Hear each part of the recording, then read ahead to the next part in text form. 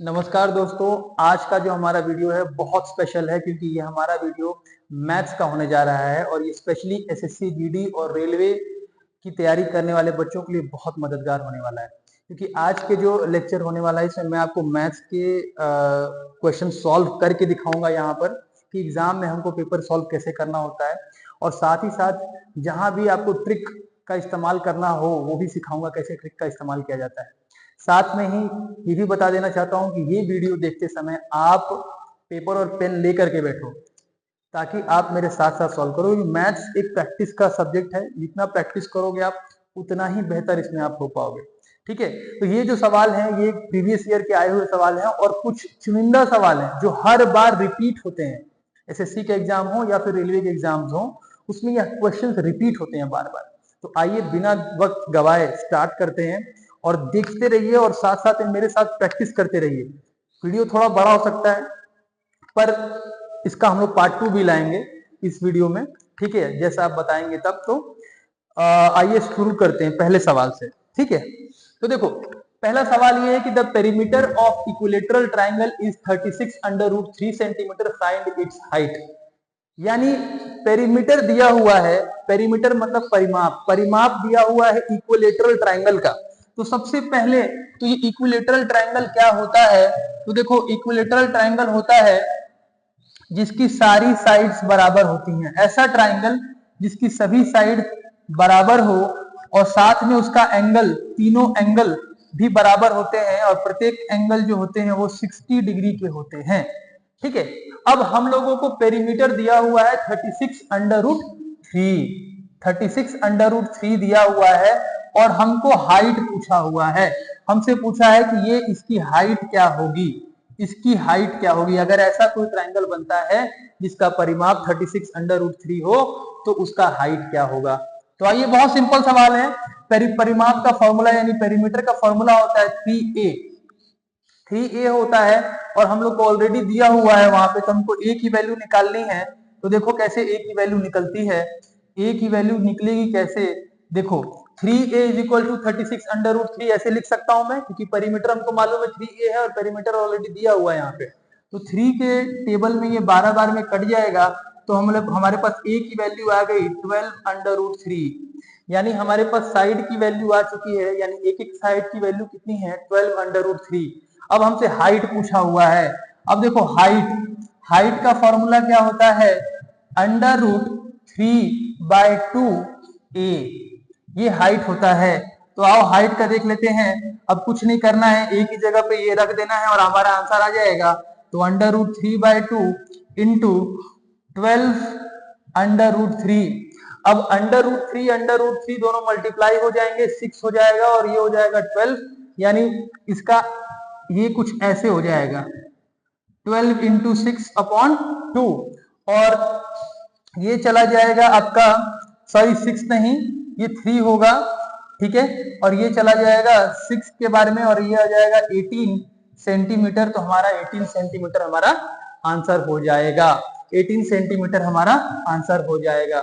18 centimetre हमारा answer हो जाएगा। साथ साथ में मैं आपको ये भी बता देना चाहता हूँ कि इक्विलेटरल ट्राइंगल का अगर एरिया पूछ दिया होता कि इसका एरिया क्या होता, तो हम लोग को पता है कि एरिया का फॉर्मूला होता है अंडर रूट 3/4a²। अब ये तीनों फॉर्मूले आपको याद होने चाहिए, एरिया का, पेरीमीटर का और हाइट का। ठीक है, ये तीनों फॉर्मूले आपको याद होने चाहिए तो आप इजीली कर पाओगे। आइए सेकंड क्वेश्चन। मेरे से करने से पहले आप लोग भी इस क्वेश्चन को, मेरे सवाल हल करने से पहले पहले आप लोग भी इस क्वेश्चन को देखिए और साथ साथ में सॉल्व करते रहिए। ठीक है, क्वेश्चन क्या है मैं पढ़ के बताता हूं। A person crosses 1600 metre long street in 4 minute, what is his speed.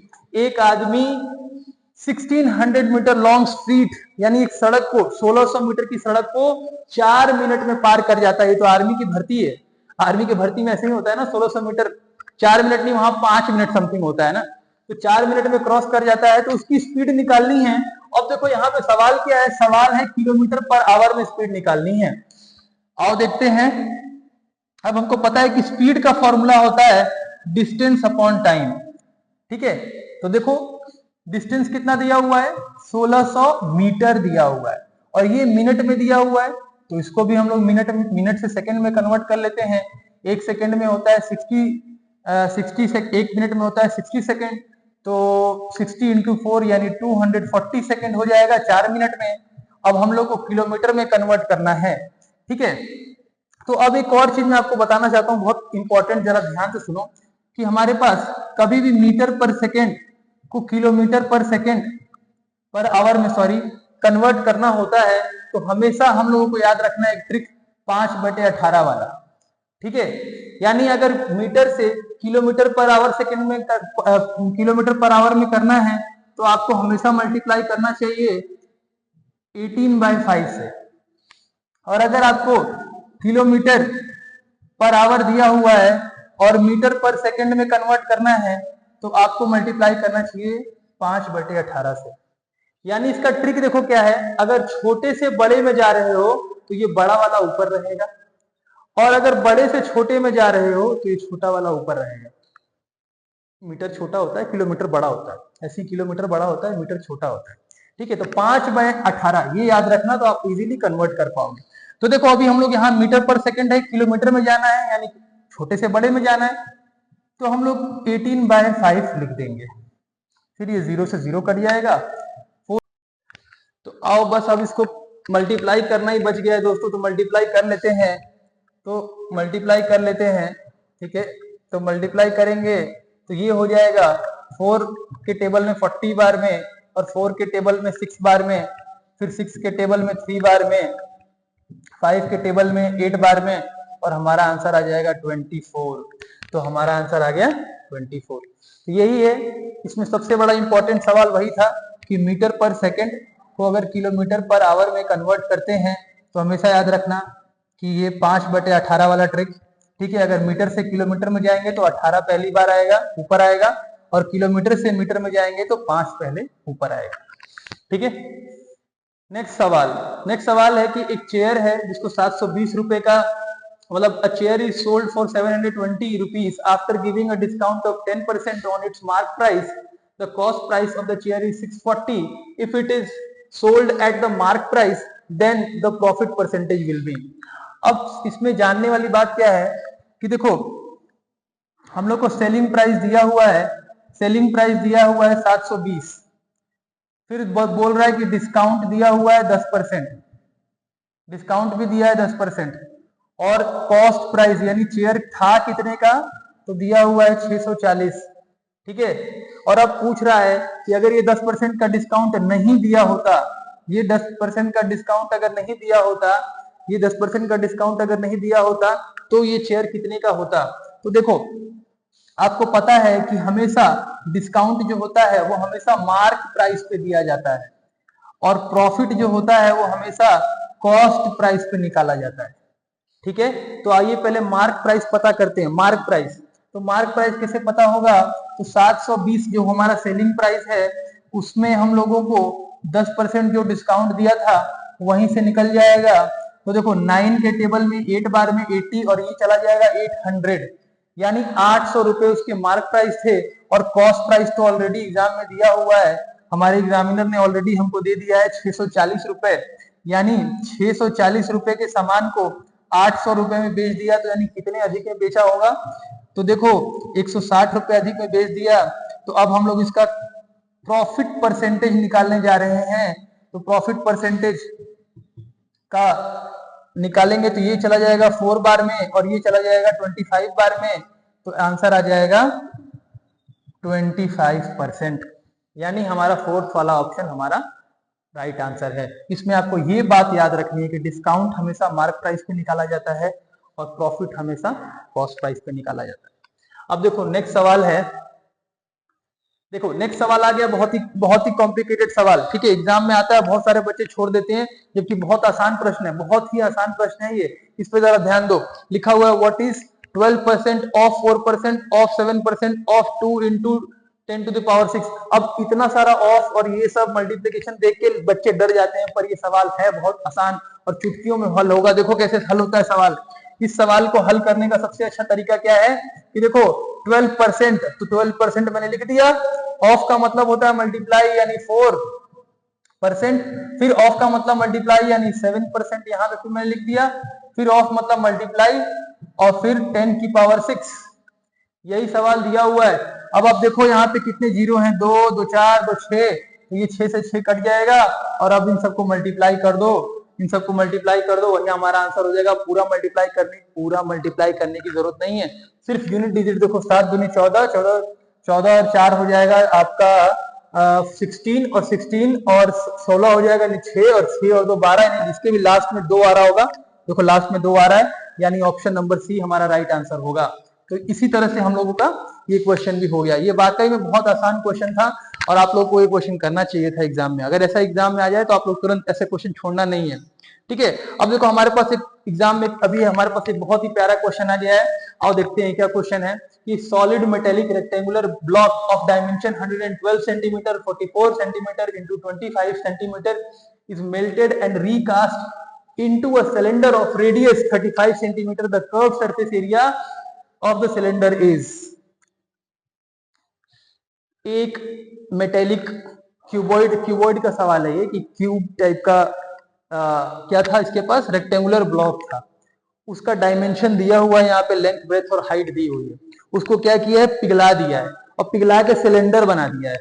यानी नहीं समझ में आ रहा है तो आप देखो कि ये इस तरह का कुछ रेक्टेंगुलर ब्लॉक था इसके पास, ठीक है, मेटल का था, मेटल का, तो मेटल का था, इसको क्या किया इसने, पिघला दिया और पिघला करके एक सिलेंडर बना दिया, ठीक है, पिघला करके एक सिलेंडर बना दिया, पिघला करके सिलेंडर बना दिया।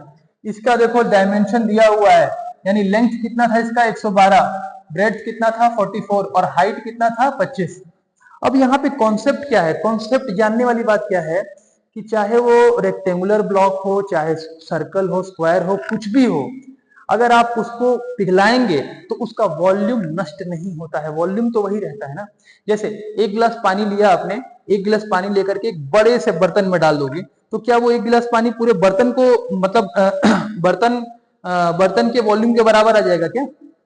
बड़े से बर्तन के वॉल्यूम के बराबर नहीं आएगा। हाँ, उसका आकार भले बदल जाएगा, आकार बदल जाएगा, लेकिन वॉल्यूम नहीं बदलने वाला है। तो आइए इसी ट्रिक को इस्तेमाल करके सॉल्व करते हैं क्वेश्चन।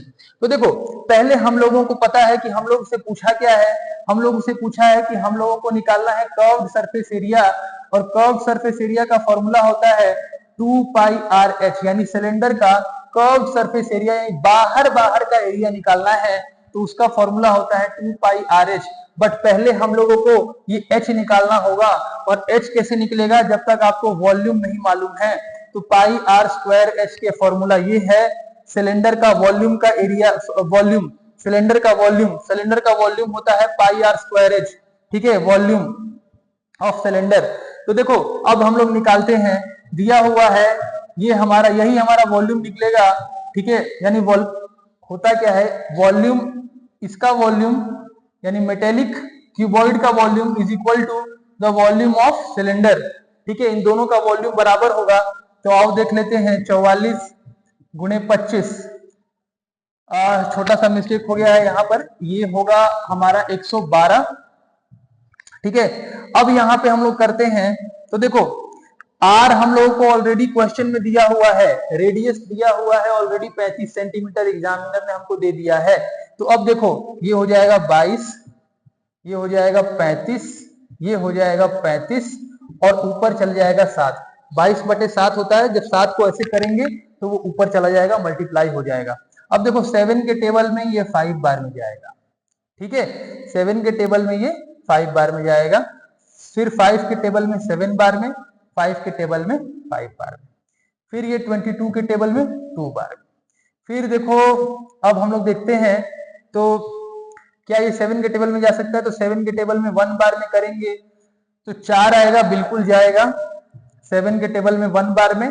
फिर बचेगा ये हो जाएगा 42 और ये 42 यानी 16 बार में यहाँ पे चला जाएगा, ठीक है, और ये 5 से ये चला जाएगा और यहाँ पे आ जाएगा height is equal to 32 centimetre, height हमारा आ गया 32 सेंटीमीटर आ गया, ठीक है, हाइट हमारा आ गया 32 सेंटीमीटर। मैंने इस चीज को यहाँ पे लिखा हुआ था तो हमारा हाइट था, हाइट हमारा आ गया 32 सेंटीमीटर। अब इस फॉर्मूले में हाइट को रख देंगे, हमारा आंसर आ जाएगा।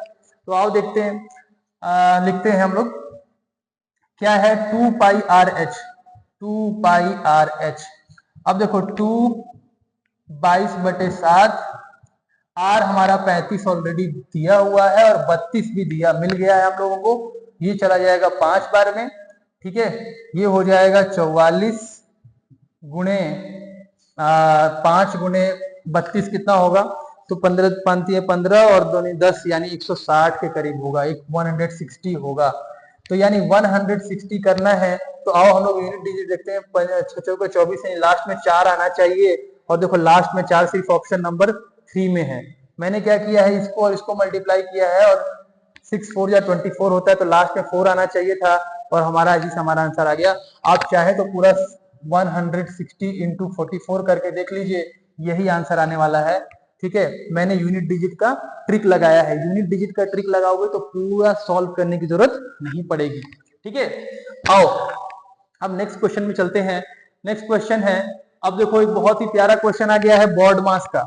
बच्चे, बहुत सारे बच्चे जिनको बोर्ड मास नहीं आता है उसके लिए सवाल बहुत ही अच्छा सवाल है। आओ देखते हैं। क्वेश्चन दिया हुआ है कि find the value of 45 minus 3 into, फिर ब्रैकेट दिया हुआ है 6, ब्रैकेट दिया हुआ है फिर 4 of 6 plus 12 divided by 3 into 6 minus 4 into 5 bracket close plus 6। अब इसको सॉल्व करते हैं।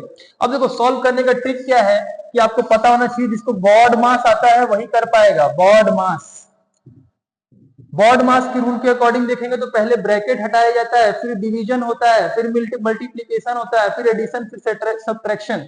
यानी ब्रैकेट पहले निकाले जाते हैं, फिर ऑफ वालों को हल किया जाता है, फिर डिवाइड होता है, फिर मल्टीप्लीकेशन होता है, फिर एडिशन होता है, फिर सब्ट्रैक्शन होता है। तो देखो मैं अब सॉल्व कर रहा हूं, आप भी मेरे साथ साथ सॉल्व करो।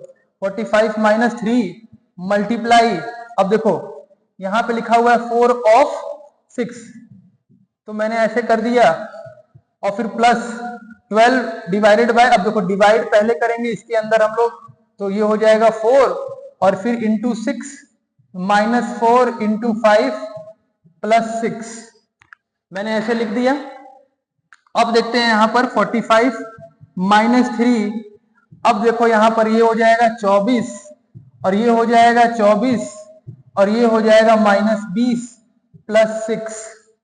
अब जब आप इसको देखो इन दोनों को प्लस करोगे, क्योंकि एडिशन होता है तो पहले प्लस करेंगे, तो ये हो जाएगा 48 माइनस 20 यानी 45 माइनस 3 ये हो जाएगा 48 और 48 माइनस 20 हो जाएगा 28 और ये हो जाएगा प्लस 6। अब इसको बाहर कर देंगे तो ये हो जाएगा 45 माइनस 3 इंटू 28 प्लस 6। अब 28 गुणे, क्योंकि हम लोग इसमें कौन करेंगे, पहले डिवीजन, पहले मल्टीप्लिकेशन करेंगे, मल्टीप्लिकेशन के बाद एडिशन होगा, तो ये हो जाएगा 45 और ये हो जाएगा माइनस 84 प्लस 6। अब प्लस प्लस वालों को प्लस करो तो यानी ये हो जाएगा माइनस 84 प्लस 51 और इसका आंसर आ जाएगा 4 में से 1 गया 3 और 8 में से 5 गया 3 माइनस 33, यानी ये हमारा आंसर हो जाएगा, माइनस 33 हमारा आंसर हो जाएगा। तो इस तरह से सवाल को हल किया जाता है। ये बोर्ड मास का बहुत ही प्यारा क्वेश्चन था, बहुत ही अच्छा क्वेश्चन था। इसी तरह से आपको सॉल्व करना होता है, एग्जाम में आप करोगे इजीली आपको नंबर मिल जाएंगे। अब हम लोग देखते हैं नया क्वेश्चन, हमारा नेक्स्ट क्वेश्चन। देखो एक और क्वेश्चन आ गया, बहुत ही आसान क्वेश्चन है। क्वेश्चन क्या बोल रहा है, by selling 36 metre of jute, jute एक कपड़ा होता है, तो jute a shopkeeper gains amount of equal to the selling price of 12 meter of jute, find the gain percentage। यानी 36 मीटर के कपड़े को बेच करके 12 मीटर के कपड़े के बराबर इसको प्रॉफिट हो रहा है, तो इसका हम लोग को प्रॉफिट परसेंटेज निकालना है। यानी 36 SP is equal to 12 selling price, यानी 36 सामान बेच करके इसको 12 के बराबर प्रॉफिट हो रहा है, यानी कॉस्ट प्राइस हमारा क्या होगा 36 माइनस 12, यानी कॉस्ट प्राइस हो जाएगा 24, ठीक है। और हमारा प्रॉफिट कितने का हो रहा है 12 का, तो प्रॉफिट परसेंटेज आपको पहले ही बताया है कि प्रॉफिट परसेंटेज हमेशा कॉस्ट प्राइस पे निकलता है, हमेशा कॉस्ट प्राइस पे। तो कितने का प्रॉफिट हुआ है, 12 का प्रॉफिट हो रहा है 24 पर, तो देखते हैं कितना प्रॉफिट परसेंटेज हुआ उसको, तो उसको प्रॉफिट परसेंटेज हुआ 50 का, यानी 50% का हो गया, 50% का उसको प्रॉफिट हो गया। जब भी क्वेश्चन में ऐसे सेलिंग प्राइस इधर भी आ जाए और सेलिंग प्राइस इधर भी आ जाए तो आपको कुछ नहीं करना है, उन दोनों को माइनस कर दोगे, आपका सीपी निकल जाएगा। इसमें सीपी निकालना ही सबसे इंपॉर्टेंट है, क्योंकि प्रॉफिट तो ऑलरेडी वहां पे दिया हुआ है 12 का। ठीक है, तो कॉस्ट प्राइस हमारा ऐसे करके निकल जाएगा।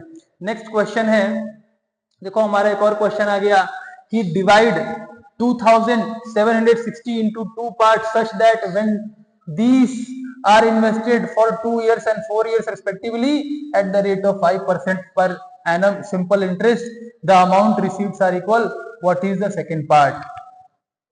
क्वेश्चन कह रहा है कि इसके पास 2760 रुपए हैं और इनको दो भागों में उसने टुकड़े किए हैं, यानी 2760 रुपए हैं इसके पास और इसने दो भाग कर दिए हैं इसके।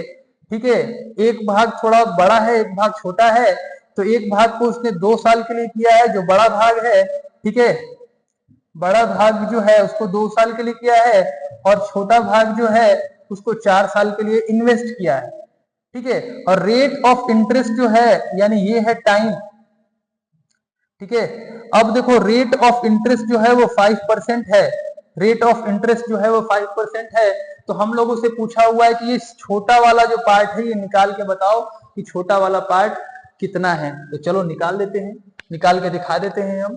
तो देखो करना क्या है, कुछ नहीं, बड़े वाले पार्ट को अगर मैं ए ले लेता हूं तो छोटे वाले पार्ट को मैं बी ले लिया।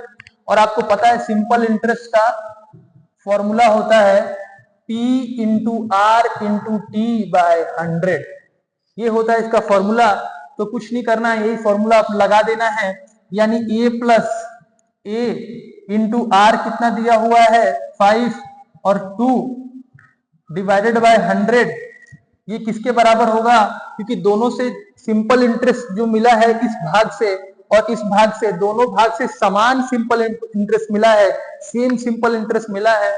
इसका मतलब ये हुआ कि ये b plus b into 5 into 4 ये भी इसके बराबर होगा 100 के। तो अब इसको सॉल्व कर लेना है, तो ये हो जाएगा 5 इंटू 10 10 और ये हो जाएगा 10a अपॉन 100 और ये हो जाएगा b और ये हो जाएगा 20b अपॉन 100। तो अब कुछ करना नहीं है, इसको ऐसे कर दो और फिर इसको मल्टीप्लाई और इसे कर दो, यानी 10a और प्लस वो 11, यानी ये हो जाएगा 11a बाय 10। कैसे आया, 10 गुणे a और फिर ये हो जाएगा 10a और 10 में a में प्लस करोगे 1 तो हो जाएगा 11a। 11a is equal upon 10 और ऐसे ही सेम यहाँ पे भी कर दो, तो ये हो जाएगा 10b प्लस 2 यानी 12, यानी 12b अपॉन 10। अब 10 से 10 कट जाएगा तो यहाँ पे आ जाएगा 11 बाय 12, ये a चला जाएगा इधर और ये आ जाएगा b इधर।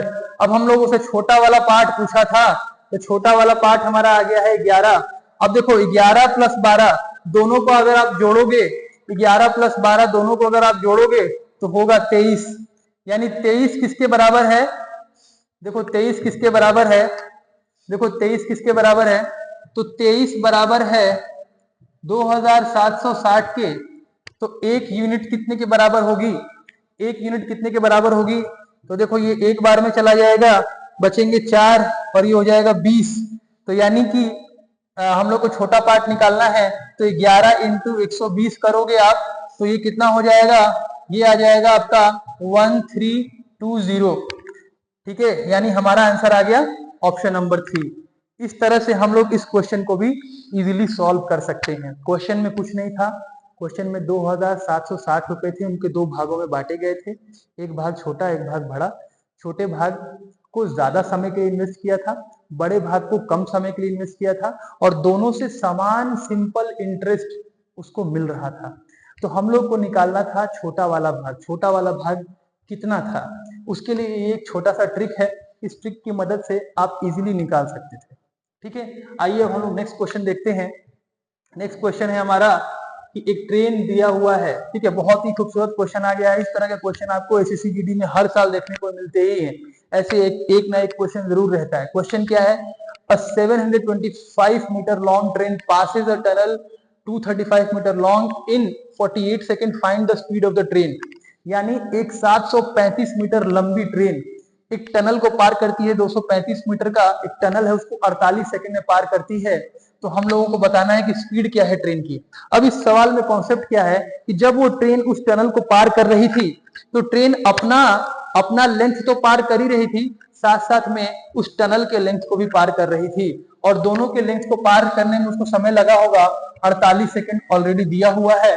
तो हम लोग को कुछ करने की जरूरत नहीं है, इसमें दोनों लेंथ को प्लस कर देना है, तब जाकर ट्रेन का टोटल लेंथ आएगा।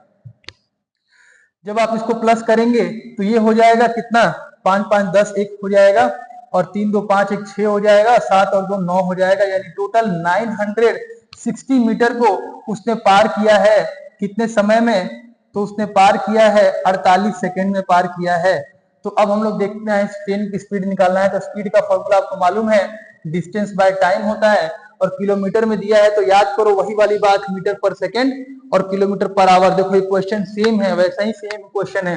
तो देखो करना क्या है कि यहाँ पे आपको दिया हुआ है 960 बाय 48 लिख सकता हूं, डिस्टेंस और टाइम लिख सकता हूं बिल्कुल। अब हम लोग किलोमीटर में जाना है, यानी मीटर पर सेकंड से जाना है किलोमीटर पर आवर में। तो देखो छोटे से बड़े में जा रहा हूं तो बड़े वाले को ऊपर लिखूंगा और नीचे लिखूंगा छोटे वाले को। ये चला जाएगा 2 बार में, ठीक है। तो ये हो जाएगा 20 और ये हो जाएगा 4 और ये हो जाएगा 18, 18 चौक 72 होता है। तो यानी कि इसका आंसर हो जाएगा 72 kilometre per hour. 72 kilometre per hour इसका आंसर हो जाएगा, ठीक है। अब देखो एक और क्वेश्चन आ गया, बहुत ही मजेदार क्वेश्चन है। ये क्वेश्चन क्या कह रहा है, देखो कि एक batsman scored 124 runs which included 6 boundaries and 10 sixes. What percentage of his total score did he make by running between the wickets? यानी एक खिलाड़ी ने 124 रन बनाए हैं, 124 रन बनाया है उसने, और उस 124 रन में उसने 6 चौके और 10 छक्के मारे हैं। बड़ा खतरनाक प्लेयर, रोहित शर्मा टाइप लग रहा है, 10 छक्का मार दिया है, ठीक है। यानी खुद देखो 124 रन बनाए हैं, उसमें से उसने चौके कितने मारे हैं, फोर्स कितने हैं, 4 देखोगे 6 मार दिए हैं, और 6 कितने मार दिए हैं, 10 मार दिए हैं। तो आप लोग खुद देखो किसने कितना रन बना दिया है, चौके मार करके, चौका मार करके इसने बना दिए हैं 24 रन, और छक्के मार के इसने बना दिए 80 रन। तो दोनों को अगर आप 60 रन, ठीक है 60 रन, और दोनों को मिला देंगे आप तो ये हो जाएगा 84। यानी 84 रन 124 में से तो 84 रन तो खाली छक्का चौका मार के बना दिया है, ठीक है। रोहित शर्मा से कम नहीं है ये भी, ठीक है। अब देखो 184 बना दिया है, तो हम लोग को क्या करना पड़ेगा, इसको माइनस करना पड़ेगा। 184 माइनस 124 माइनस 84 करेंगे तो ये आ जाएगा 40। तो यानी कि अब हमसे क्वेश्चन में पूछा हुआ था कि कितने प्रतिशत रन इसने दौड़ के लिए हैं, ठीक है, रन कितने दौड़ के लिए हैं, ठीक है। तो देखो वो निकालने कैसे हैं, अब हम लोग को पता चल गया है कि दौड़ के रन इसने लिए हैं 40, लेकिन हमको तो बताना है परसेंटेज। तो परसेंटेज बताने का तरीका मालूम होना चाहिए आपको। अब हम लोग को ऊपर लिख देंगे ये 40, और कितने थे, कितने रन बनाए थे इसने टोटल, तो बनाए थे 124 गुणे 100, और आपका आंसर आ जाएगा, ठीक है। 4 के टेबल में देखोगे तो 10 बार में, 4 के टेबल में देखोगे 31 बार में। 31 वाला कहीं दिख रहा है, 31 तो सब में लगा हुआ है, 31 सब में लगा हुआ है, तो कोई नहीं। आप देखो 31 अगर 30 इंटू 30 करते हैं तो 900 होता है, 30 इंटू 30 करते हैं तो 900 होता है, और ये हमारा टोटल हो गया है। देखोगे यहाँ पे तो हमको करना है 1000/31 करना है। तो आप देखो 30 इंटू 30 तो 900 हो जाता है, तो उसी के करीब में देखो 31 इंटू 32 करोगे आप तो कितना आएगा 6, और ये हो जाएगा 3, और ये हो जाएगा 9, यानी 299, यानी 992 हो जाएगा। तो यानी कि हमारे पास 8 रिमाइंडर बचेगा।